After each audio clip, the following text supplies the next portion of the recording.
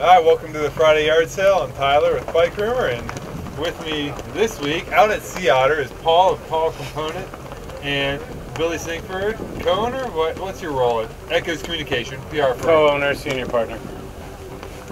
Co-founder, or did you just jump in at some point? My business partner put in about $100 more than I did, so he gets to be the founder and I get to be the senior partner. But right on. Same, 6 of one, half dozen of the other. Yeah. How much money do you have to put in to start a PR firm? Don't you just kind of like at least $100? Yeah. I think a six-pack might help too. Yeah. A little bit of beer. That also always helps. So you guys bought the beer. What are we drinking?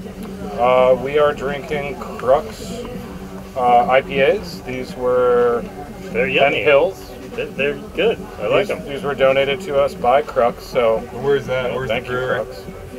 They're in Bend, Oregon. Oh, nice. Yeah. Very So good. local. We're from Portland, so we brought a little Portland flair with us. Nice. Cool. Yeah. Awesome. Well, this is Sea Otter, and once again we've got pretty good weather. You can see the sun is shining right in our face. And we're in a box right here. You can't really see it, but ooh, it's nice in here. Yeah, It's we're pretty out good. of the wind. All right, what have you guys seen at Sea Otter that's impressed you? Well, for me, and don't just show your brands. I'm not going to show any of my brands. I think he should show his brands. For me, I'm going to show my brand. We partnered with Sierra Nevada to do a Big Kids BMX bike, and this is a bike that's going to get raffled off here. It's called the Sierra Shredder. There's 2 bikes. The second bike is getting painted. It's all decked out in our parts with some White Industries stuff as well. And getting a lot of text about it, as you can tell. But the second one is going to be probably going to a sales rep for them. But the original one right now, you could actually win. And if you search the internet, you can find a number to text to figure out how to win that. But Is that why your phone was blowing up? That's not me. I told some people we're going to meet up. That's later plans. So. Right on. All right, I get a question for you about the components in the anodizing. So when I was at Handmade Show, there was a lot of brands or builders that had like one bike with your components in a totally unique color. Yeah. Do you do small batch anodizing, or do you just do it for that show? Mostly just for that show. How much of a pain in the ass is It's that? a huge pain in the ass. You have to be a really, really special friend. You have to Paul's be in order to get your own color. Very important. There's many personal favors that must be paid. You have to mow his lawn for at least a month in order to get your own colorway. Or your son or daughter could do that. Your kids, you As know. long as the lawn is mowed, you're happy. Yeah. But anodizing is, when we meet up, me and my peers, we talk about it. It's the one thing we can connect on. It never matches batch to batch. It's some kind of black magic, so... You don't do that in-house, though, do you? Do you outsource the anodizing? That's all outsourced. It's a whole different business, and I don't want to go there. So. Yeah, it's a lot of chemicals. It's Sure, it's a pain. Yeah, there's also a lot of people that do the anodizing that take a lot of chemicals, which sometimes makes some of the batches a little bit different. Right. Yeah, it's... So you did, okay, cool. So it's a frustrating thing, and we don't do any kind of special anodizing, except for if we're gonna be in a show like the Nabs or Interbike or something. Yeah, we'll go through the paint. Right. When you do you pick a color each year, and man, I've already forgotten what your color is for this year. I This year's apologize. gold. Gold. Yeah. How do you pick the color? Just like draw something out of a hat, or? Top of my head. All right. Purple, then blue, and this year's gold. Are there colors that you won't do? Like, are there colors that are particularly hard to ano? Green is the worst. Camo splatter. I think camo splatter might be easier than green. Green Green was rough. There's one place in the whole country that does green really good. Why is it so hard? I don't know. It's not my business. It's just hard. I don't know. Right. This is going to tell how much I know about ano. Is it like, to get a different color, are you doing things with temperature or chemicals, or is it like literally a dye? Like, how do you... I think it's all those things. And then there's these tanks, and they go in on these brackets, and the pH has to be good, and the dye concentration has to be just right, and It seems like they would have figured it out, but it's really hard. Huh. Does it actually add like a physical thickness or anything to it where you have to account for that when you're machining something? It adds about 1/1000th of an inch, 1,000th. But then another 1,000th actually goes into the metal, so it's And do you have to account for that when you're making something? Like on the parts that we make, there's a couple pieces that we have to account for. All right, like what? The axles and some of the adjusters and anything that contacts a bearing, the hub shells. Right on. So we got The cool thing about what Paul does, in my opinion, is that he's really not too specific about tolerances or anything. You just put a couple coats of the ano on there and you just slide it right Slap in. it on with a paintbrush. Yep. Made in the USA. Good enough. All right, We don't actually have any measuring tools in this shop. It's like just a couple of files, right? Yeah, just some files. Eyeball it. We have a It's level good. that we bought a few years ago. We added a little fluid to it. It's good. It's good enough. What have you seen at the show that's been stood out in your mind? The coolest thing that I have seen at the show is not a particular product, I would say. I do have a couple controversial things in my pocket here that are actually my favorite things that I've seen at the show. How weird are we allowed to get on here? I mean, I can always edit it out. Honestly, the coolest thing that I've seen are brands that are here that have not been here in a long time or have never exhibited before. All City, as an example. There's a lot of brands that are showing up here for the Sea Otter that have never been here before and realized that it's a really great place. And they sold out this year. It's massive. This show this year. It is huge. massive. It is so much bigger than it's ever been before. I mean, what is it, 500 booths with 900 brands or something like that, according to the numbers. But it's really big, and people are looking at this as a place to launch products, to be outside in the sun, to hang out with their friends, and check out a bunch of bike stuff. And I like seeing brands support something like this. And we need that trade show model to exist in our industry, especially for someone such as yourself. You only have so many hours in a given week.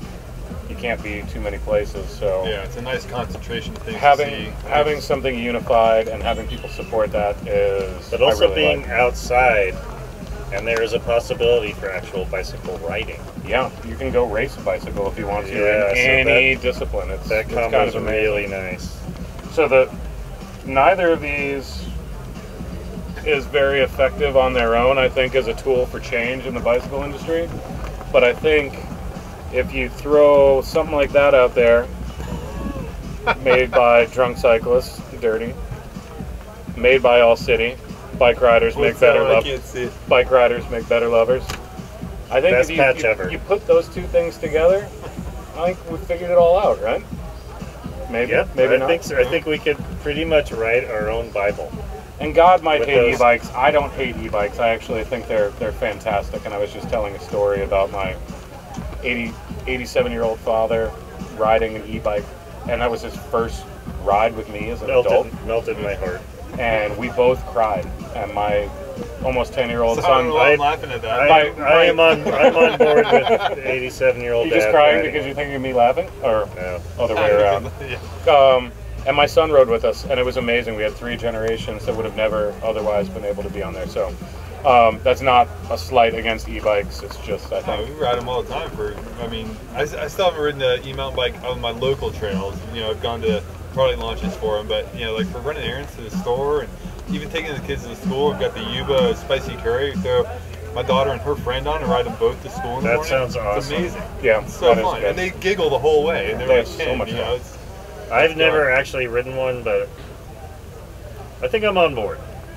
I put my kids in the cargo box, take them to it's- school. We have some trails in Chico where the sign says no motorized bicycles, and I think that means e-bikes.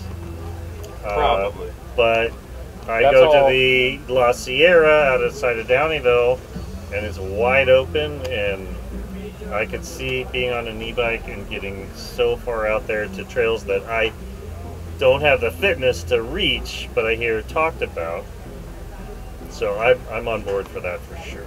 So speaking of e-bikes, I'm actually there's a lot here, but I'm kind of surprised there's not more. Like, I was sort of expecting more e-bikes here, even though companies like Bosch are launching a new like inline battery that kind of fits into the frame a lot more stealthily. You know, Yamaha's got a new bike, which I haven't gone and seen yet, but we get all the press releases for everything like 3 days before the show starts. You freak out a little bit and be like, oh my god, I gotta go see all this stuff. But there's kind of not as many e-bikes here as I thought there would be. I think it's market penetration and adoption for that is probably part of the reason. The technology has come really far. Now we need for the consumers to either get on board or not get on board. You can throw a leg over the saddle or not. But until that happens, we're not stalled, but I mean, we are a little bit stalled until there's more people on them here in the U.S. And shops willing to carry them. I don't know how it is out here, but like in North Carolina, like we just got our first e-bike shop in Greensboro. Major metropolitan hubs, so Greensboro, yeah.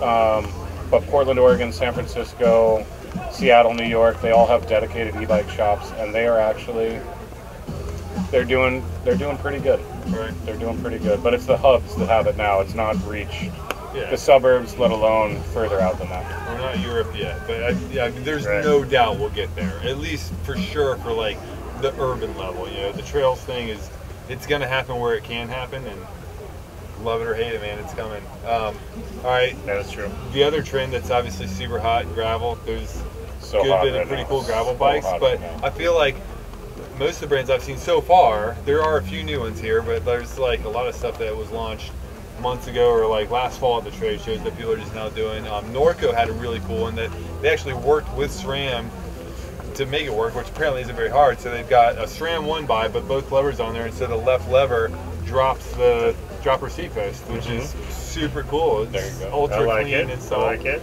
Yeah. The componentry, and I'm actually curious to hear what your take on this would be, Paul, but so the bikes are there now, right? We've got the frames, we've got companies that are making forks and other important parts of the frame. Probably got the geometry figured out. Geometry is getting pretty dialed, everybody's got all that set. So now we get to componentry. So where do we draw the line, and what is it like for on a component maker standpoint? Like now, do you have to catch up with the e-bike trend, or are you just gonna... Well, for E-bikes or gravel? For e-bikes, No, I'm sorry, gravel, not e-bikes. for e-bikes, we've been working on nothing. But for gravel, we're on the mud flap ticket. We're developing some pretty serious mud flaps. Cool. So the Those gravel gonna come does in different colors. different colors. They'll be anodized, so the gravel doesn't chip your down tube, etc., or hurt your battery on your e-bike. It's important. See that being So important. we're really looking at that market pretty seriously.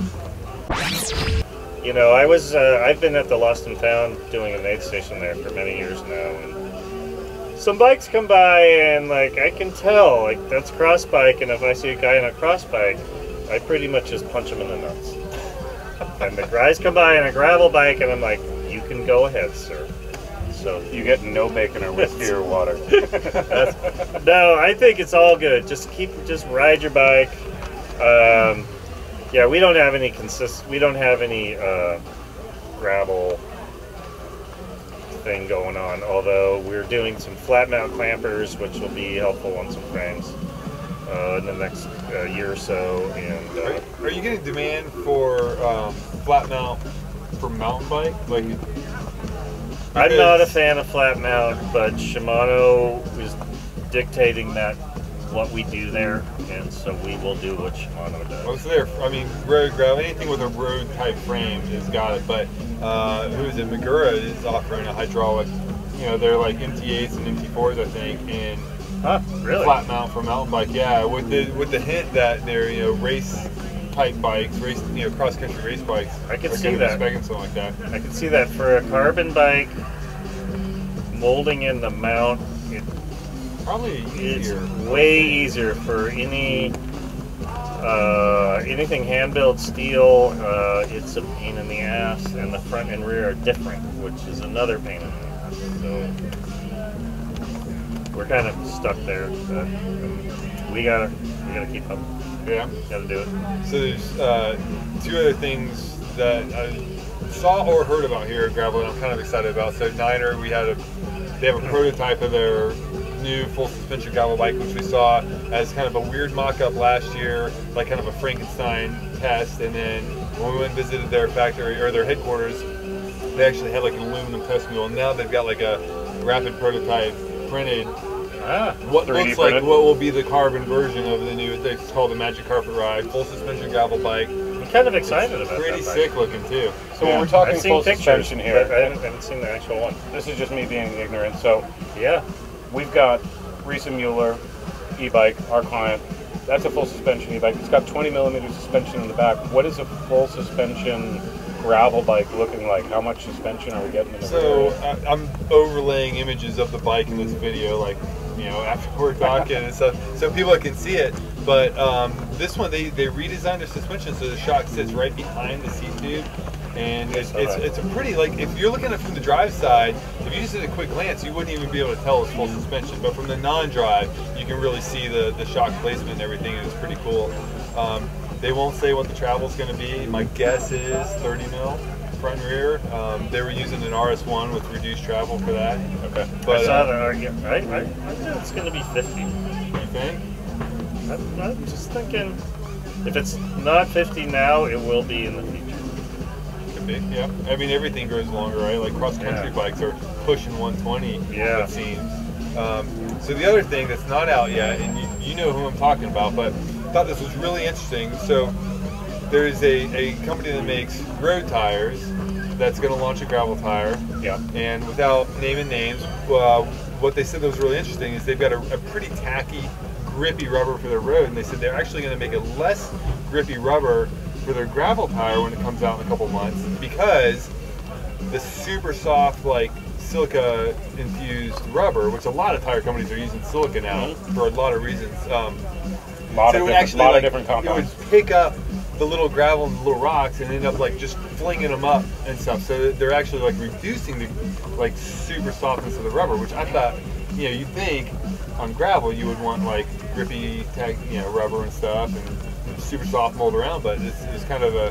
I think that the line, and I do know who you're talking about there, and we will not name names, but I think that there's, and I'm not an engineer, I'm a marketing guy, so I can only talk about what I know and what I've experienced from the riding that I've done, but you've got to walk a fine line between performance and durability, and especially when you're out in the dirt, we're talking about going out on a ride where you may not have cell service, and you're going to be out, in the woods all day. So you've got to have something that's durable, that's going to hold up, but you don't want to lose that performance aspect of it either. So you've got to meet somewhere in the middle there. And I think that we'll see that a little bit more. I always err on the side of, I'm a risk taker. I like to, get a little bit loose, get a little bit wild. I get weird in the woods. I've seen that. It's quite impressive. It is impressive. I'm a big guy. I like to get weird in the woods. So I need a little bit of durability. But I also don't want to be on some sluggish tire that is going to absolutely change the ride quality of the bike that I'm riding for that specific event. So that's my long form answer to, we won't talk about who that is. I think whoever we're not talking about, I think it makes sense, actually, because the tires would just get ripped up and might actually... Yeah, it's true. The softer rubber probably would get just chewed away pretty quick. I mean, Tyler, you've been to Bidwell Park, you've been to Chico, all three of us have ridden there together. That is some seriously rocky, crazy terrain. You can just rip through a tire. Tire eating area. So you've got to have some sense of durability, or you've got to be willing to lug an awful lot of equipment with you when you go out on the ride. And nobody wants to do that. Nobody wants to change a flat. Nobody wants to change a flat. How many flats did you change that day? We rode like 3. Yeah, it was not for a 3-hour ride. Yeah, not that stuff. Yeah. I was also definitely using the wrong tool for the job, but that's fine. That's the fun of it sometimes. That is the fun of it. Well, anything else really stand out at Sea Otter, or should we call this a wrap? Paul Price is here. I think that's all that we needed here for Sea Otter. This is good. This is nice, and also, thanks for having me. I don't know what Watts is doing, but we had a good time. Yeah, cool. This was Thanks all right. for joining us. Everybody, tell them I said hi. I will. Have a great weekend, everyone. Dude, digging this. get in there. Really explore the space. Yeah. How's that feel? It's great.